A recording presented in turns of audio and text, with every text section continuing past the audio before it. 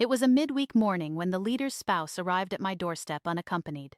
Her familiar double knock prompted me to open the door, revealing an expectant expression that she routinely wore whenever she brought news that demanded my submissive acceptance. Of all the details from that day, preparing hot tea stands out most vividly in my mind. Boiling water was my immediate reaction, completely unaware that this visitor had come to inform me of my spouse's decision to move a different female into our household. Even before she spoke, an intuitive sense told me a significant revelation was imminent. Existing within that community teaches a person to anticipate the true purpose of a gathering long before it is articulated. You notice the rigid posture, the patient hesitation, and the artificial nature of a facial expression maintained purely through sheer will. A storm was approaching, though its exact nature remained hidden from me. At 66 years of age, having spent nearly 4 decades away from the Amish world, I have spent a long time sharing fragments of my past, gradually circling the most painful memories from a distance. It resembles the cautious way one draws near to a blazing fire. This particular memory represents the absolute core of my experience, the ultimate destination of my recollections. Back then, at 26, my marriage to Jacob had lasted 6 years, and we shared 3 offspring. My days were consumed by the meticulous, unceasing labor through which an old order woman transforms a physical structure into a sanctuary. Through endless cycles of baking, scrubbing, canning, and stitching, a woman invests thousands of quiet moments that slowly render a place intimately her own, regardless of who legally owns the property. I possessed a complete existence until that autumn day when my guest sat at my counter, sipping the beverage I provided, to outline the impending upheaval and detail exactly how I was required to behave. To grasp the true weight of her words, one must first comprehend the underlying structure of the society surrounding us. Absent this context, my ordeal might appear to be an isolated incident, but it was actually dictated by an established doctrine. The most unyielding mandates in that society are precisely the ones that remain unspoken and unrecorded. If these accounts of hidden lives resonate with you, consider joining this journey of remembrance so these collective experiences are not forgotten.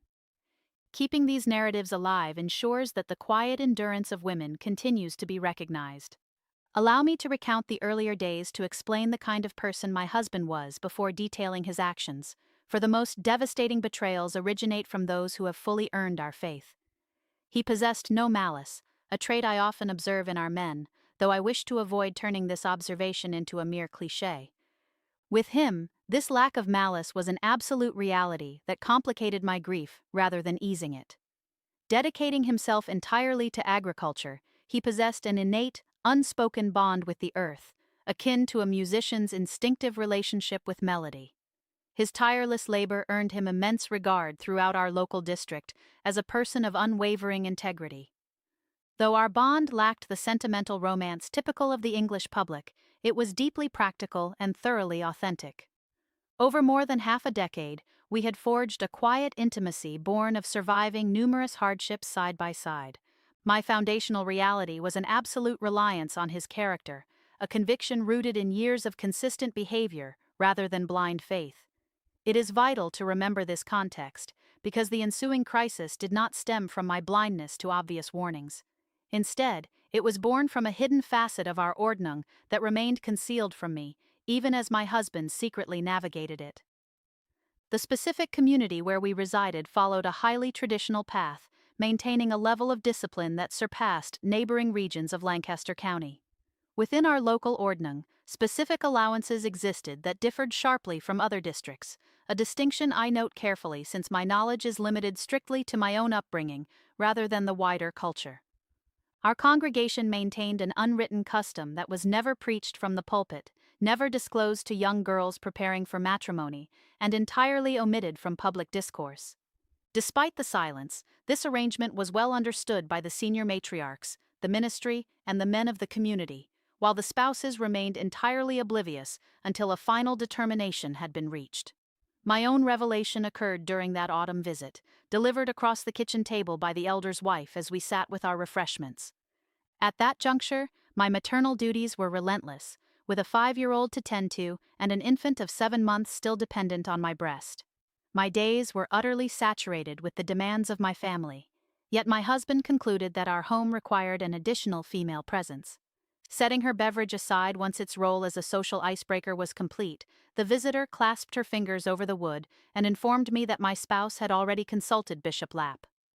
As I remained silent, she detailed the circumstances of a 22-year-old widow whose partner had succumbed to sickness the prior winter. Lacking offspring or local kin, as her relatives resided out in Indiana, this individual required domestic placement. The situation was presented with detached pragmatism, framing it merely as an available space meeting an urgent need. The sensation that overcame me is difficult to put into words, but it felt as though the solid ground beneath my feet for 6 years had instantly evaporated, revealing that my stable reality was merely an illusion. When I questioned the concept of open space, she met my gaze with her practiced, steady composure, making it clear to me that I was not the first spouse to receive this devastating mandate over tea. She acknowledged the emotional hardship while assuring me of the congregation's backing, emphasizing that this arrangement implied no personal failure on my part, and that Sister Clara would provide labor while my husband possessed the financial means to maintain 2 dependents. Hearing the designation Sister Clara for the first time, I gripped my lukewarm beverage, my thoughts racing through the reality of my 3 young ones, the sleeping toddler upstairs, the infant nearby, and the oldest returning later from her grandmother's. The illusion of my independent life shattered as I realized that my partner's discussions with the ministry meant the entire matter had been concluded without my input. I was merely being notified of an executive decree. When I inquired about the timeline, she specified the upcoming month, evasively bypassing my query regarding my husband's awareness by stating that our interaction was merely a mandatory component of the protocol. It was transparently clear that her presence was dictated by institutional requirement rather than any desire for my comfort or emotional preparation. Confronted with this institutional machinery at 26, I inquired about my specific obligations, to which she responded with prepared directives about showing hospitality, integrating her into our domestic routine, and leaving the intimate details to my spouse. Assuring me that others had adapted to this alternative existence, she checked her empty cup and departed, leaving me alone with the fading sound of her carriage wheels. Should these words find you in a moment of reflection, please consider offering a gesture of validation so that others navigating silent struggles might discover they are not alone. Passing these truths along to those unfamiliar with the hidden realities of closed societies ensures that these experiences remain visible. Our collective history endures only when we refuse to let it be buried in silence. Late autumn brought her arrival on a weekend morning, transported by a ministry member's son with merely 3 items of luggage. My gaze locked onto her approach from the window, mirroring the helpless sensation of observing an inevitable force draw near. Her stature was surprisingly diminutive, her dark locks concealed beneath a somber head covering, her stride betraying the self-consciousness of someone aware of an observer. Meeting her at the threshold, the expression in her eyes revealed a profound terror directed not at me, but at the entirety of her upended existence and the predetermined path thrust upon her. This young widow had no more voice in selecting my spouse than I had possessed during my own youth. We were both chess pieces moved by an identical structural mechanism. Welcoming her inside, I assisted with her belongings and escorted her to the former storage space that I had personally readied, a task my husband outsourced to me as an implicit sign of where the domestic burden lay. I had meticulously scrubbed the small quarters and furnished the mattress with a high-quality blanket from my own collection, determined that she would find comfort rather than neglect. Her acknowledgement of this small kindness, followed by my brief reply, formed an understated bond between us. Those few spoken words laid the groundwork for an unexpected mutual understanding between 2 captives of an unchosen circumstance, silently negotiating how to make our shared reality endurable. The subsequent season demands an authentic accounting, bypassing simplistic narratives of pure misery or seamless adaptation to reveal a far more intricate reality. My spouse presumed the domestic sphere would effortlessly adjust, operating under the flawed assumption that the female inhabitants would handle the logistics amongst themselves. This perspective reduced our profound emotional reckoning to mere scheduling conflicts over kitchen duties and childcare. In reality, we were discovering whether 2 individuals stripped of their autonomy by a patriarchal order would permit themselves to be pitted against one another. Within a quarter of a year, an unspoken partnership emerged, a quiet pact based on the realization that the system itself was our adversary, and that turning against one another would destroy our only source of mutual survival. Ultimately, our departures from that world occurred within months of each other a couple of years later, unfolding independently rather than as a joint escape, yet driven by the identical realization that our capacity for endurance had been entirely exhausted. Though time and distance have separated our paths in the secular world without malice, her memory remains vivid to me. I frequently recall that anxious youth stepping onto my property with her few possessions, touched by a simple gesture of hospitality. I reflect deeply on the institutional cruelty inflicted upon us under the guise of community welfare and the orderly administration of a vulnerable woman's life. My thoughts also turn to my former husband, whose lack of overt malice led him to justify the arrangement as a divinely sanctioned act of charity for a displaced widow, completely oblivious to how his reassurances exposed his internal biases regarding my worth. The most tragic aspect of insular societies is that the greatest injuries are often perpetrated by individuals convinced of their own righteousness, operating blindly within an inherited paradigm that they never think to question.